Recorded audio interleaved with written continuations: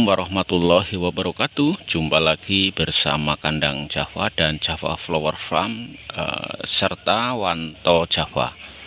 Kami YouTuber pemula yang masih belajar dan konten kami mengenai unggas-unggas, terutama entok. Untuk video kali ini saya tidak mereview tentang jualan entok, tapi kami akan mereview beberapa permintaan sahabat-sahabat tentang kandang entok. Nah, di sini kami juga masih pemula, masih belajar untuk beternak unggas.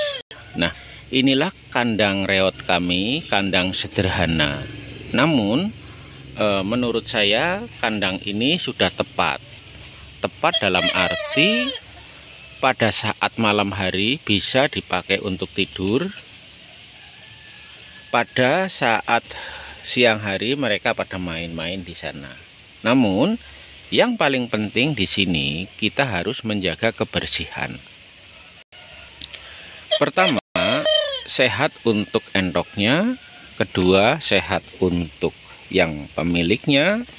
Sehat untuk lingkungannya. Karena kalau kita tidak pandai-pandai merawat kandang, maka yang akan terjadi adalah bau yang menyengat. Membersihkan kandang itu bagian dari cara merawat entok. Seperti ini, saya kasih sekat-sekat seperti ini, nanti saya sapu, saya ambil kotorannya. Pertanyaannya kan belum banyak nya, justru mumpung belum banyak kita ambil seperti itu. Kalau sudah banyak nanti saya malas ngambilnya dan pada akhirnya akan menimbulkan bau yang sangat menyengat. Nah, itu alasan mereka pada nggak mau pelihara entok. Karena apa? Pertama, entok jorok, buang kotorannya seperti itu. Sebenarnya nggak juga. Kalau kita mau siapkan sapu di dalam kandang sambil ngopi, sambil memberikan pakan, ya di sini ada kopi, ada meja. Artinya kandang ini memang nyaman buat saya, maksud saya. Kalau buat teman-teman karena belum biasa mungkin nggak kolu ya, ngopi sambil lihat atau di kandang entok. Tapi kalau saya sudah terbiasa. Kenapa? Tidak bau, bersih. Bersih itu menurut saya ya untuk takaran kandang entok itu seperti itu. Jadi nyaman-nyaman saja. Sambil ngopi sebelum berangkat aktivitas, sambil lihat-lihat entok-entok kita setelah dikasih makan. Dan jangan lupa di depan sana dikasih kolam. Fungsinya kolam pertama untuk menghibur entok tidak stres. Jadi dia bisa mandi, bisa minum. Yang kedua, si entok akan bersih-bersih seperti ini. Entoknya bersih-bersih. Ini habis mandi. Nanti kalau sudah kering dia bersih mengkilat. Mau entok putih ataupun entok hitam, ini dragon black ya, black dragon. Itu juga mengkilat ya, karena memang teman-teman bisa lihat di depan ini habis saya sapu. Jadi memang kita harus sapu setiap hari walaupun kotorannya sedikit. Karena kalau nunggu banyak nanti akan menimbulkan bau. Kurang lebih seperti itu. Nah, ini sih sharing saja ya teman-teman apa yang sudah kami lakukan, dan kami juga belajar di YouTube ternyata seperti itu. Jadi klik aja cara merawat entok, nanti akan muncul salah satunya kandang. Nah, seperti itu. Nah, setelah kandang oke, baru kita merawat entok dengan pakan. Mas, pakan kan sekarang mahal, Mas. Iya betul, pakan pabrikan sekarang mahal. Namun kita bisa mensiasati dengan pakan alternatif. Sudah banyak di video-video kami tentang pakan alternatif. Bisa batang pisang, bisa singkong, bisa tales, bisa eceng gondok, azola, kangkung, sayur mayur yang didapat dari pasar dan lain-lainnya. Yang paling penting di situ nanti dikombinasikan dengan EE4 atau tidak juga tidak apa-apa. Nah, bekatulnya atau dedaknya jadi cukup sedikit saja sehingga asumsi yang tadi pakan mahal sehingga jadi murah. Pak, apakah itu ada nutrisi dan ada proteinnya? Tentunya kita harus tambahkan protein. Protein bisa kita tambahkan dengan konsentrat pedaging, pur sedikit, pur 5-11 gitu. Jadi jangan juga purnya seabrek-abrek, ya juga jangan. Purnya cukup 1 genggam atau 2 genggam untuk protein saja.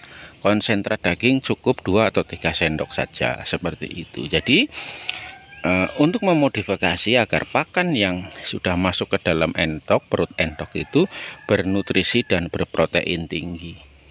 Selebihnya itu tadi, pakan alternatif itu tadi, jika kita sudah racik, kita sudah ramu, insya Allah dia akan mau makan, karena ada aroma pur, aroma konsentrat, dan ada dedaknya, sehingga menjadi nikmat. Untuk kandang seperti ini, kami membuat kandang reot, kandang biasa-biasa saja.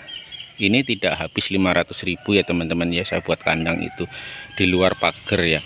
Untuk pagarnya saya habis 300.000, artinya 800.000, 1 juta lah, 1 juta sudah mendapatkan kandang seperti ini.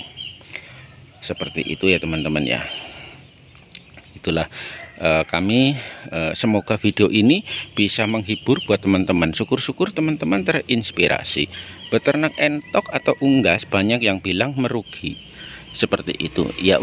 Tapi ya kita jangan dijadikan atau lahan penghasilan utama, bisa dijadikan sampingan. Kalau kita pelihara entok seperti ini untuk penghasilan utama, ya mungkin akan tekor. Karena apa?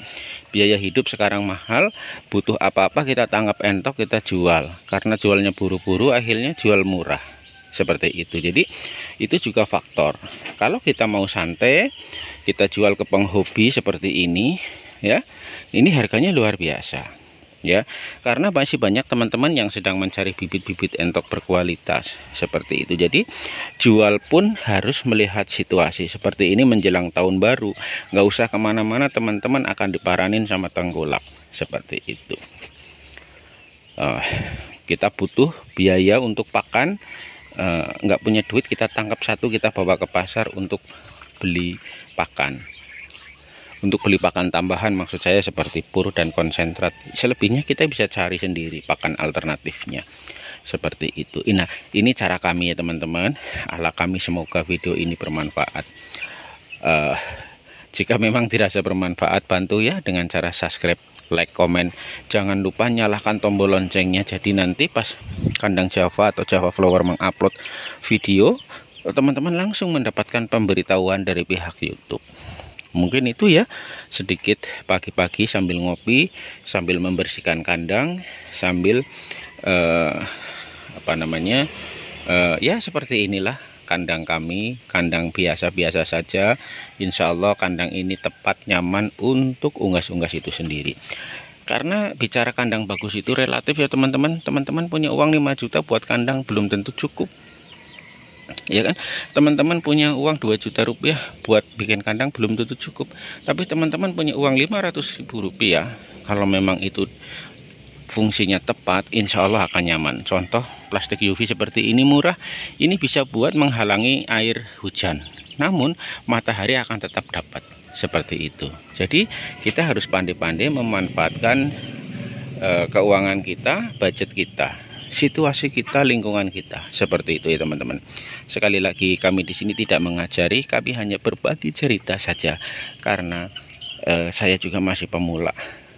Ayo kita sama-sama sharing, sama-sama belajar. Semoga video ini bermanfaat. Salam beternak sampai manak beranak pinak. Terima kasih. Wabillahi taufiq wal hidayah. Wassalamualaikum warahmatullahi wabarakatuh.